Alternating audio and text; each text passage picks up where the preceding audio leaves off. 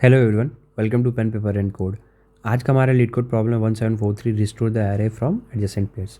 ये एक LeetCode का मीडियम लेवल प्रॉब्लम है और काफ़ी इजी सा प्रॉब्लम है अगर आप फेमिलियर हो डीएफएस के साथ में। हालांकि हिंट नहीं देना चाहिए था डीएफएस का, बट ठीक है, आप लोग समझो कि कैसे हम लोग डीएफएस इंप्लीमेंट करेंगे। तो जल्दी से एक बार प्रॉब्लम स्टेटमेंट जान लेते हैं कि प्रॉब्लम स्टेटमेंट में क्या क्या डिटेल्स मेरे पास दी हुई हैं और हम लोग उनको कैसे यूज़ करेंगे। ठीक है, तो प्रॉम्प्ट स्टेटमेंट में कह रहा है कि there is an integer array nums.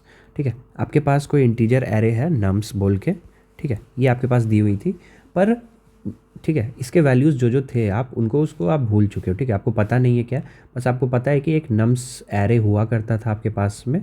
पर आपको ये याद है कि उसमें जितने भी एलिमेंट्स हैं ना, सारे यूनिक हैं, सारे यूनिक एलिमेंट्स हैं उसके अंदर, मतलब कोई भी वैल्यू रिपीट नहीं करेगा। उसके अलावा क्या, उसके अलावा आपको ये याद है वैल्यूज़ में कि कौन से वैल्यू किसके एडजेसेंट थे। मान लो कि कोई एरे रहा होगा 2 3, तो आपको याद है कि 2 के 2 है। ठीक है, और 2 के अगल बगल में कौन कौन से वैल्यूज़ थे वो आपको याद है। ठीक है, तो आपको क्या है कि एडजेसेंट वैल्यूज़ आपको याद हैं, और ये जो एडजेसेंट वैल्यूज़ हैं ये आपको 2D एरे के फॉर्म में दी हुई हैं, एज अ पैरामीटर पास किया गया आपका जो भी फंक्शन है प्रॉब्लम में। तो अब आपको क्या करना है कि आपको रिट्रीव करना है।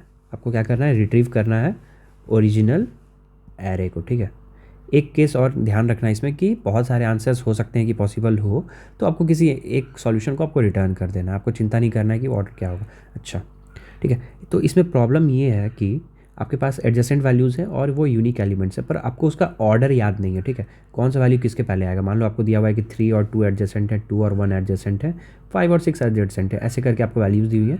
अब आपको बताना है कि ओरिजिनल ऑर्डर जो रहा होगा वो क्या हुआ होगा, है ना।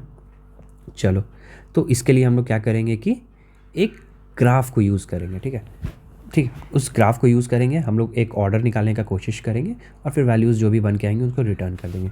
तो मान लो प्रॉब्लम स्टेटमेंट में जो ही तुम्हारा एक एग्जांपल दिया हुआ हम लोग उसी को देख लेते हैं। ये जो है तुम्हारा एडजेसेंट पेयर बोल के पैरामीटर दिया हुआ है, मान लो। ठीक है, एग्जांपल 1 ले रहे हैं हम लोग, 2 1। ठीक है, 3 4 है मेरा और 3 2 है मेरा, करेक्ट।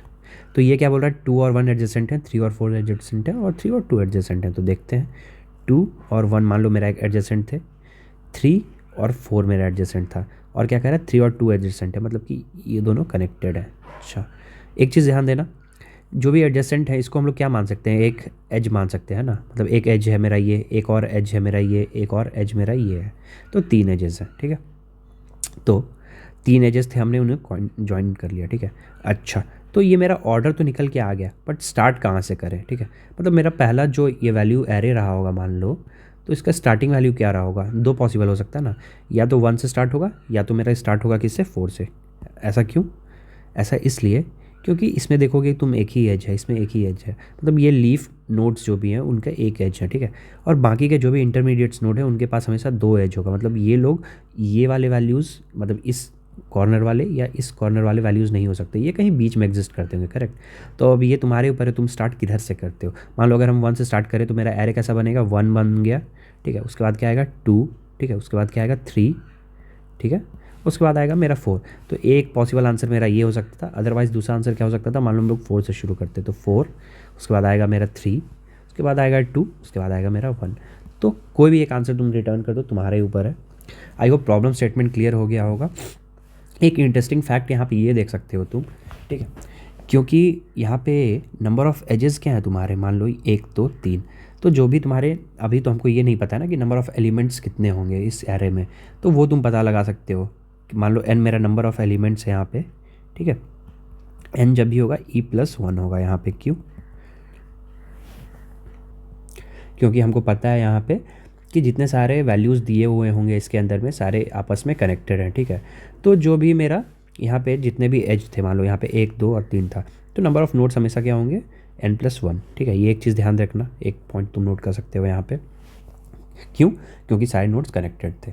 ठीक है, आई होप तुमको पैटर्न समझ में आ गया होगा आप लोग को कि क्या करना है एग्जैक्टली। मतलब हमको क्या करना है, एक एडजेसेंसी लिस्ट, एक हमको क्या बनाना है, एडजेसेंसी लिस्ट बना सकते हैं। उसमें गिवन ऑफ द एजेस जो भी है उसको यूज़ करके हम लोग इसको रेडी कर लेंगे।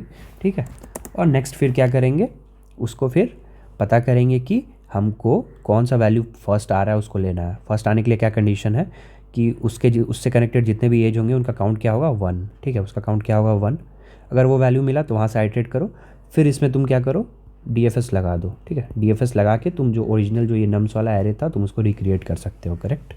तो एडजेसेंसी लिस्ट बनानी है तुमको स्टार्टिंग वैल्यू पता करना है क्या है नेक्स्ट स्टेप में वो, और DFS लगा के तुमको ये एरे रिक्रिएट कर लेना है। आई होप आइडिया क्लियर हो गया हो कि एग्जैक्टली हम लोग क्या करने वाले हैं यहाँ तक कोड में, ठीक है। यहाँ तक अगर समझ में आया तो वीडियो पॉज करो भाई, एक बार खुद से ट्राई करो यार अपने से कि तुम अपने से कर पा रहे हो कि नहीं कोड इसका, ठीक है। अगर नहीं कर पा रहे हो तो नेक्स्ट सेक्शन में मूव करो, वहाँ पे हम लोग एंड टू एंड देखेंगे कि कोड कैसे करना है। चलो, तो मेरा प्रॉब्लम में ये फंक्शन हमको दिया हुआ है, ठीक है, रिस्टोर एरे बोल के, और जो एडजेसेंट पेयर्स है जो हमने अभी ऑलरेडी डिस्कस की थी ये वाला, वो ऑलरेडी हमको प्रॉब्लम में दिया हुआ है, ठीक है। तो अपने कोड के ऊपर वापस बढ़ते हैं और देखते हैं।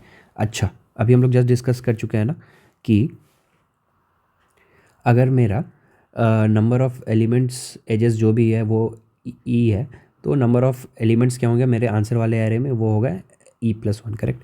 तो मान लो नंबर ऑफ़ नोड्स को n मान लेते हैं, या नंबर ऑफ़ एलिमेंट्स जो भी होंगे n मान लेते हैं।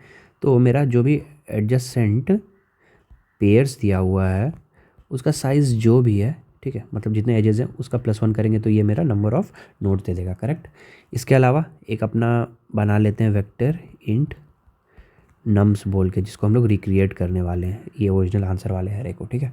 उसके अलावा एक अनऑर्डर्ड मैप ले लेते हैं, ठीक है, अनऑर्डर्ड मैप लेते हैं।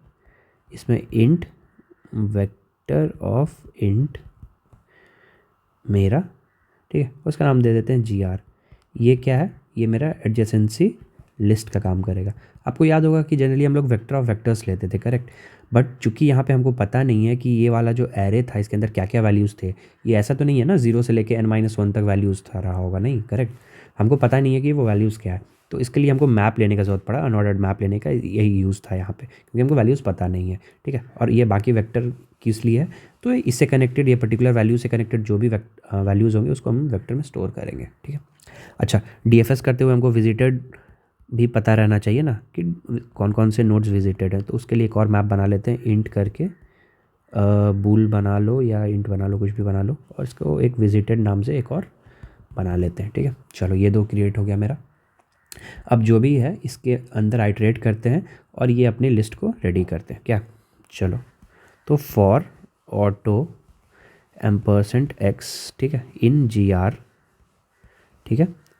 अब क्या करना है, तो GR का पहला वैल्यू जो भी होगा x में x0, ठीक है, उसमें क्या करते हैं x0 जो भी वैल्यू है उस इंडेक्स पे जाते हैं GR के, और उसमें पुश बैक कर लेते हैं क्या, वो जिस वैल्यू से कनेक्टेड है, वो किस वैल्यू से कनेक्टेड होगा भाई, तो x1 वैल्यू से कनेक्टेड होगा, है ना।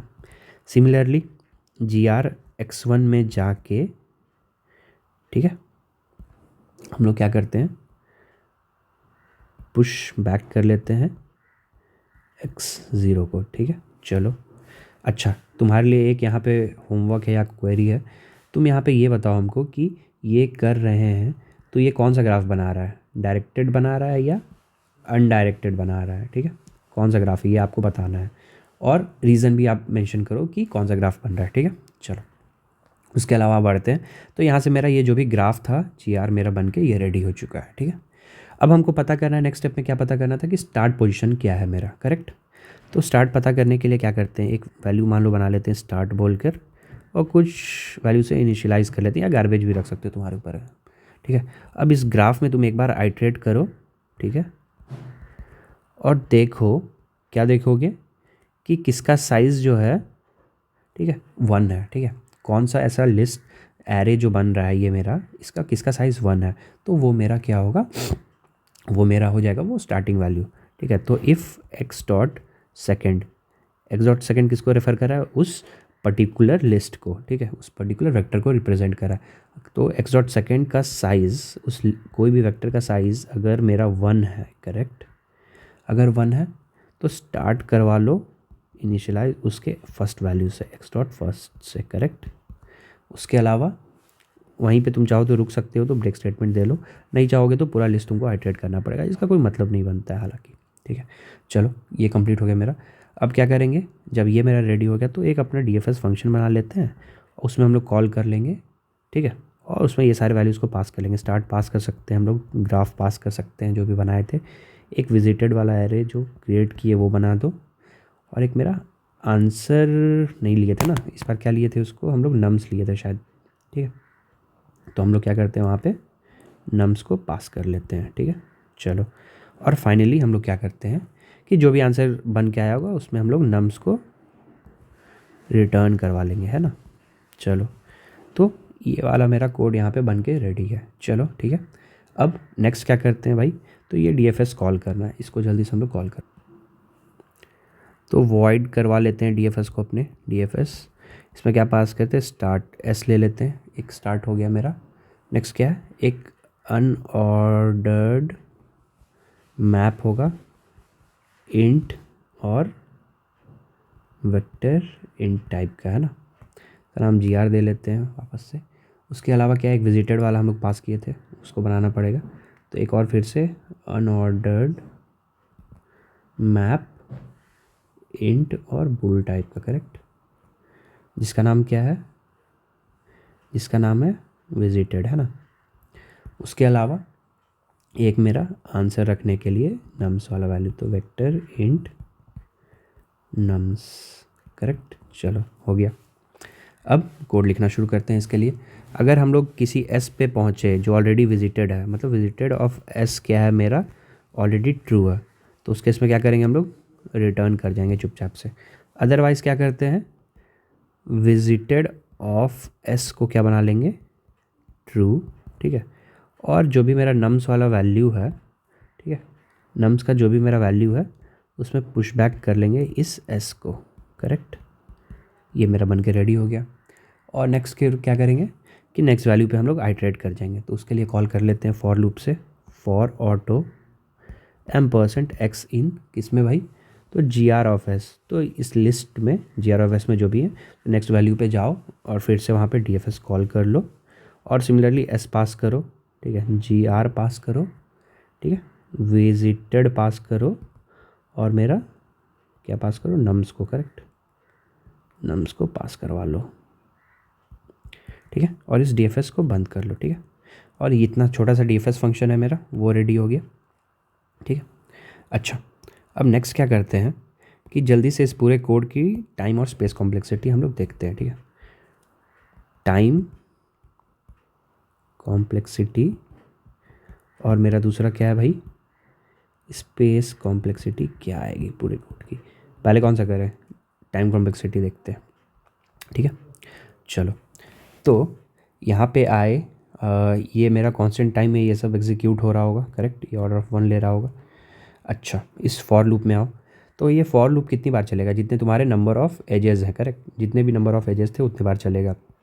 और एजेस क्या है तुम्हारा, n-1 है ना, तो मतलब ले दे के ऑलमोस्ट ये ऑर्डर ऑफ n टाइम्स काम करेगा, करेक्ट, ठीक। अच्छा, फिर इसमें आ रहे हैं, तो ये फिर सारे जितने भी तुम्हारे x ऑफ GR, मतलब GR में क्या है भाई, तो जितने भी नोड्स हैं उनके वैल्यूज़ हैं, ठीक है। तो ये भी तुम्हारा ऑर्डर ऑफ n चलेगा क्योंकि नंबर ऑफ़ नोड्स क्या है, n, तो ये भी ऑर्डर ऑफ n चला। मान लो कि लास्ट में हमको जाके स्टार्ट वाला वैल्यू मिलता है ना, तो वर्स्ट केस में ऑर्डर ऑफ n टाइम्स इसको काम करना पड़ा। सिमिलरली ये DFS है, ठीक है, DFS फंक्शन देख लो तुम एक बार, ठीक। तो DFS फंक्शन क्या कर रहा होगा कि मान लो ये 0 1 2 3 ऐसे करके इसको ट्रैवर्स ही तो कर रहा है ना, तो जितने नोड्स होंगे उनको ट्रैवर्स करेगा ये, ठीक है। तो ले देखिए इसका भी ऑर्डर ऑफ n गया टाइम कॉम्प्लेक्सिटी, ठीक है। चलो, तो इसलिए मेरा टाइम कॉम्प्लेक्सिटी कितना चला गया वर्स्ट केस में, ऑर्डर ऑफ n, बहुत अच्छे। अच्छा, स्पेस कॉम्प्लेक्सिटी पे आते हैं, कौन कौन सा एक्स्ट्रा स्पेस हम लोग यूज़ कर रहे हैं। ये मेरा क्या होगा, अगेन कांस्टेंट स्पेस यूज़ करेगा, इन टाइप का है। ये वेक्टर ऑफ नम्स क्या होगा, इसका साइज़ लास्टली उतना जाएगा जितने मेरे नंबर ऑफ़ एलिमेंट्स होंगे एरे में, मतलब n होंगे एलिमेंट, ठीक है, तो इसलिए ऑर्डर ऑफ n चला गया ये। सिमिलरली ये GR का क्या होगा, GR अगेन जाएगा ऑर्डर ऑफ n प्लस ई, ठीक है। ई क्या है यहाँ पे, नंबर ऑफ़ एजेस, क्योंकि जितने एजेस हैं उनको भी तो ये मेंटेन कर रहा है ना हर एक n के लिए, करेक्ट, तो इसलिए ऑर्डर ऑफ n ही। अच्छा, विजिटेड का साइज़ क्या होगा, अगेन इसका साइज़ होगा ऑर्डर ऑफ n, क्यों, क्योंकि हर नोड के लिए ये ट्रू या फॉल्स स्टोर कर रहा है, करेक्ट, इसलिए।